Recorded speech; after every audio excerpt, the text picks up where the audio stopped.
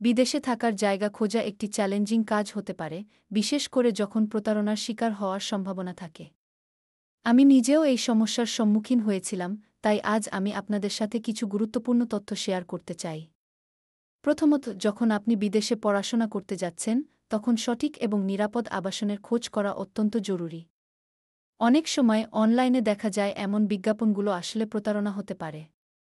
উদাহরণস্বরূপ, আমি যখন প্রথমবার বিদেশে যাওয়ার প্রস্তুতি নিচ্ছিলাম, তখন একটি ওয়েবসাইটে একটি খুব সুন্দর অ্যাপার্টমেন্টের ছবি দেখেছিলাম। কিন্তু যখন আমি সেখানে পৌঁছালাম, তখন বুঝতে পারলাম যে সেই জায়গার অস্তিত্বই নেই। তাই সবসময় নিশ্চিত করুন যে আপনি যে আবাসনের জন্য আবেদন করছেন সেটি ভেরিফাইড। এখন প্রশ্ন হল, কিভাবে আপনি নিরাপদ আবাসন খুঁজে পাবেন? প্রথমত, এম্বার স্টুডেন্টের মতো প্ল্যাটফর্ম ব্যবহার করুন। তারা ছাত্রদের জন্য নিরাপদ এবং যাচাইকৃত আবাসন সরবরাহ করে। তাদের ওয়েবসাইটে বিভিন্ন বিকল্প রয়েছে, যা আপনার বাজেট এবং প্রয়োজন অনুযায়ী বাছাই করতে পারবেন।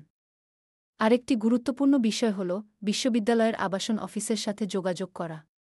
অনেক বিশ্ববিদ্যালয় তাদের ছাত্রদের জন্য নিরাপদ আবাসন ব্যবস্থা করে থাকে। তারা আপনাকে সঠিক তথ্য দিতে পারে এবং কখনও কখনও তাদের নিজস্ব আবাসন সুবিধাও থাকে। এছাড়া আপনার দেশের দূতাবাসের সাথে যোগাযোগ করুন। তারা বিদেশে থাকার সময় নিরাপত্তা এবং আবাসন সংক্রান্ত সহায়তা প্রদান করতে পারে।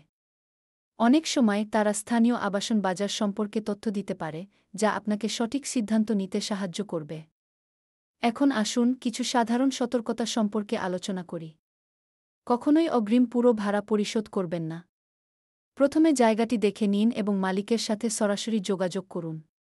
যদি সম্ভব হয় তাহলে অন্য ছাত্রদের সাথে কথা বলুন যারা সেখানে আগে থেকেও থেকেছে। তাদের অভিজ্ঞতা আপনাকে অনেক কিছু শিখাতে পারে। এবং সবশেষে, যদি আপনি কোনো সন্দেহে থাকেন, তাহলে আপনার অনুভূতিকে গুরুত্ব দিন। যদি কিছু অস্বাভাবিক মনে হয় তাহলে সেখান থেকে সরে আসুন।